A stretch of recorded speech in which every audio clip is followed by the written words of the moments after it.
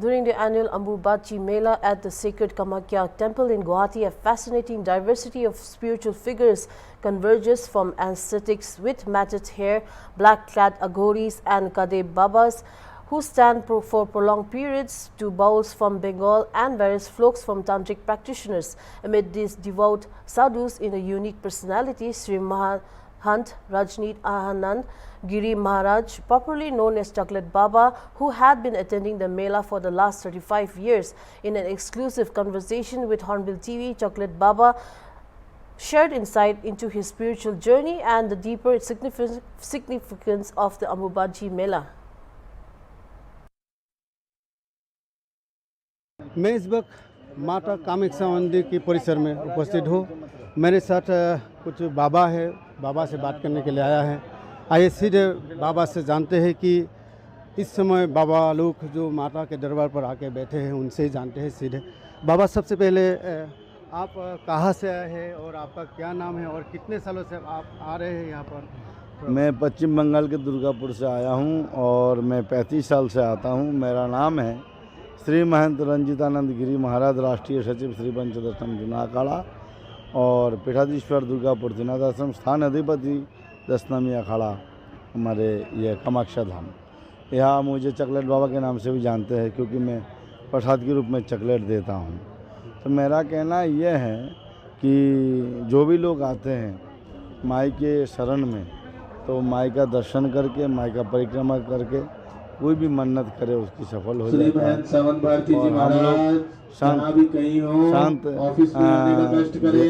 साधना करने के लिए यहाँ पर पहुँचते हैं। विशेषकर ये जो विशेष अमावस्या योग है, इस योग में हम लोग जो भी साधना करते हैं वो सफलतापूर्वक सिद्धि लाभ होता है, यानी संपूर्ण होता है। तो इसलिए हम लोग आते हैं।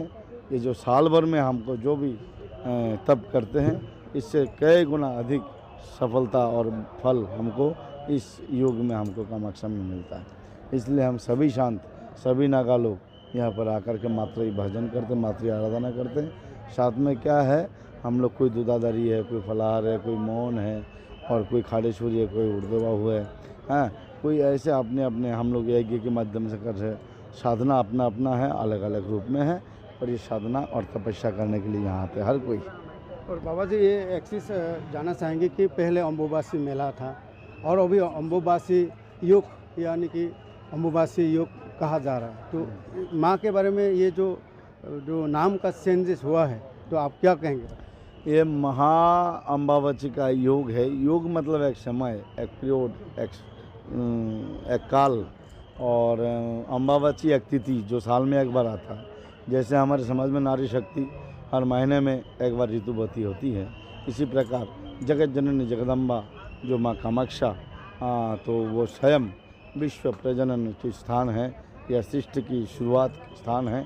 इसलिए यहाँ पर सारे जो शक्तिपीठ का शक्ति एकत्रित होकर के एक रूप धारण करती है और यह धरती के रूप में रजशाला होती है। और यह कामदेव भी तपस्या करने के लिए आए थे। कामदेव का जो शिव का ध्यान भंग होने के बाद जो इनको भस्म कर दिया था, जला दिया था शिव का क्रोध अग्नि से, और यहाँ आकर के इनको पुनः जो है वो रूप मिला, काममय रूप। इसलिए काम के अनुरूप इच्छा फल मिलता है, तो इसलिए वो काम रूप है। और यहाँ आने से सभी को मनोकामना पूरा होता है, और ये तब से ये साधु शांत भक्त सब आते रहते हैं। मतलब अम्बुबासी मेला के समय में लोग आने से या साधु आने से मनोकामना पूर्ण होते हैं, ये कहना चाहते हैं आप? बिल्कुल, ये अम्बावची के समय पर अगर कोई आएगा तो उसकी सारे कार्य सफल इसलिए होगा। मान लीजिए ये जो तंत्रपीठ है, विश्व प्रसिद्ध तंत्रपीठ है, तो तंत्र तन से शुरुआत हुआ। तन कहाँ से शुरू हुआ? जब सती ने शरीर छोड़ा, त्यागा। कब? पति की अपमान को सहन ना कर पाने के कारण इन्होंने अपना पिता दक्ष प्रजापति का जो यज्ञ था, शिव विहीन यज्ञ, उस यज्ञ में वो अपना शरीर को कूद करके शरीर को त्याग दिया, और उसी शरीर को शिव जी ने अपने कंधे पर लेकर के तीनों लोक में तांडव कर रहे थे, नृत्य कर रहे थे, और उन्माद होकर के उसमें भगवान विष्णु अपने चक्र द्वारा सती का शरीर का 51 टुकड़ा किया था। भारत सहित बहुत सारे देशों में ये टुकड़ा शक्ति गिरा, और वो टुकड़ा गिरने के बाद यहाँ पर जो है तपस्या करने के लिए यहाँ योनि गिरा, और सभी शक्ति यहाँ आकर के इस शरीर को धारण करती है। तो जब घिरा तब तो दृश्य दिखा, जब एक शरीर धारण करती है वो दिखता नहीं है। इसी को जानने के लिए वो मंथन होता है, जो रिचार्ज होता है, जो एनालिसिस होता है, उसी को कहते हैं तंत्र साधना। और एक तन चीज़ के बारे में हाँ, चर्चा करना, मंथन करना, अनुभव करना, यही तंत्र साधना है। और आपने जैसे कि बताया आपको चॉकलेट बाबा नाम से जाना जाता है, चॉकलेट बाबा क्यों हुआ थोड़ा बताएंगे? चॉकलेट बाबा ये है कि हमारी हिंदू संस्कृति में, सनातन वैदिक परंपरा में, आसामी तथा भारतीय सभ्यता में जो कोई भी अतिथि देव आते हैं तो उनको मुंह मीठा कराना, जलपान कराना, पान तांबुल देना और फूलन गामछा देना, ये एक हमारी प्रतीक है। तो अब जो लाखों लोग हमारे पास आते हैं, हम इनको प्रसाद के रूप में जो हम दे रहे हैं, तो क्या दे, तो हमने देखा शॉर्ट में और तुरंत जल्दी जो दे सके तो वो चॉकलेट ही अच्छी सुविधा है। तो ये हम चॉकलेट देना शुरू किया है, तो कंपनी का चॉकलेट, और हम माई का नाम लेकर के देते हैं तो प्रसाद हो जाता है। संतों के हाथ से तो जो मिलता है वही प्रसाद है। और जो मुझे फॉलो करते, जो आपकी चैनल के माध्यम से जो देखते हैं, या जो बहुत दिनों से मुझसे जो जुड़ा हुआ है, लगाव रखा है, वो लोग एक एक डब्बा, दो डब्बा, पाँच डब्बा लेके आते चॉकलेट। हम दे के भी ख़त्म नहीं करते, सब चॉकलेट भरा हुआ।